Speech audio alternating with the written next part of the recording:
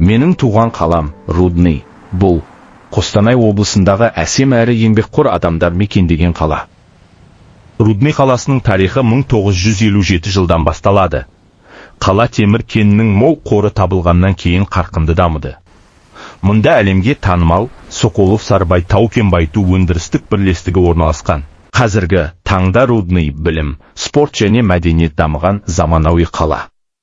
Мұнда мектептер, колледждер, спорт кешендері мен әдемі саябақтар бар. Қала тұрғындары еңбекқор, мейірімді және өз қаласын мақтан тұтады.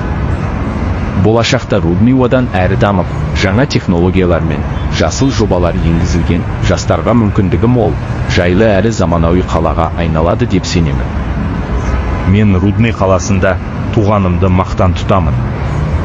Менің қалам Рудный, менің болашағымның қаласы.